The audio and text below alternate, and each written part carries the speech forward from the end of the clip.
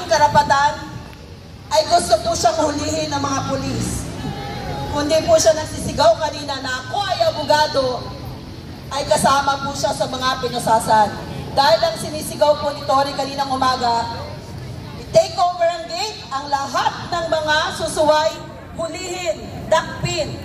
So meron po kanina na young people na isa na hindi po namin alam kung saan dinala na presinto. Tama po ba yun? Ngayon po ay anniversary ng Kingdom of Jesus Christ. Usually po isang buwan niya na celebration. At Mali po ba na nandun sila? At nagpasok pa po sila ng napakaraming padlock. Ano po ang gagawin nila sa padlock? Isang box po. Isang box na Ang padlock. padlock lang ang aming napicturan. Kung may papakita po sa ating screen, ang malalaking padlock na ipinasok ng kapulisan sa KJC compound. Ano po ang plano sa mga padlock na napakarami? Ipapadlock niyo po ba ang pamamahay ng mga naroroon? Ipapadlock niyo po ba ang lahat ng facilities ng simbahan? Ano po ang kanilang plano? Ano po yung mga itinakbo ng mga pulis kaninang umaga na hindi po dumaan sa scanner? Ano po yun? Nasa ano po ngayon ang ating karapatan dito sa Pilipinas?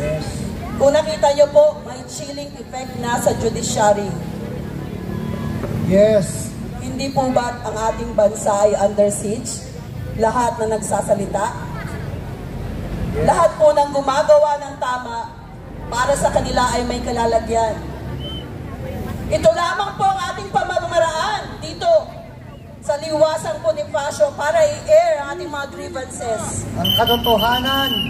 So ngayon po, gusto namin ipakita muli sa inyo ano ang mangyayari sa mundo, Brother Oliver, sa ating bansa kung bangag ang Pangulo.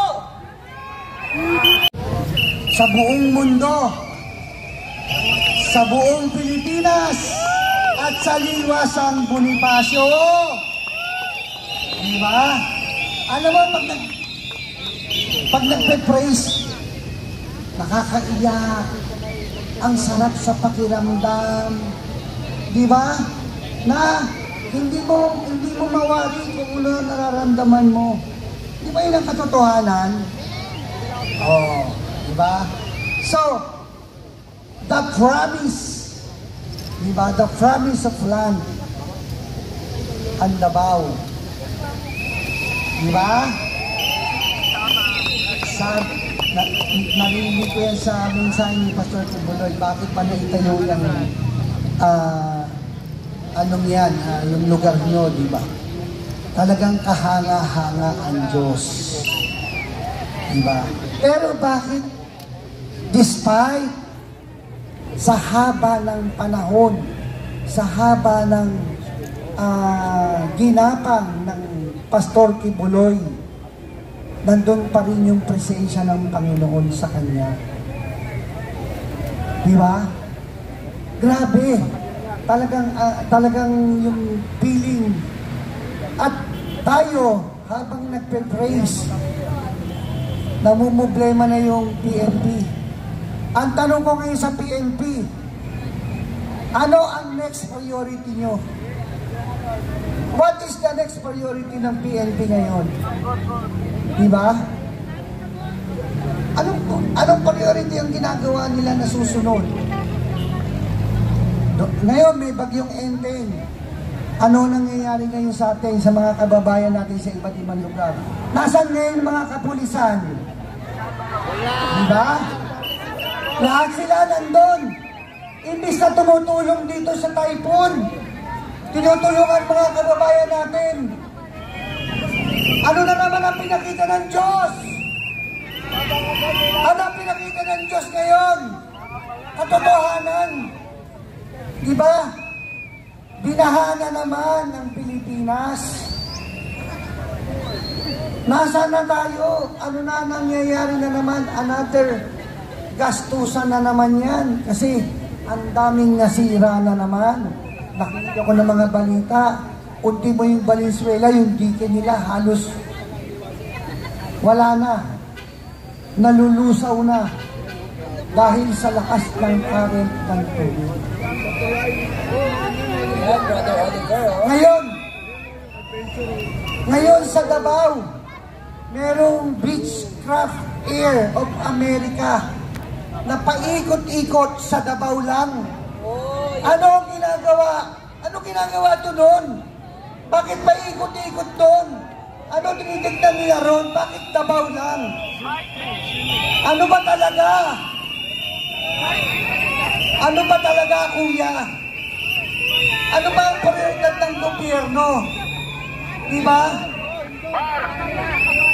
PNP, lahat nandun na.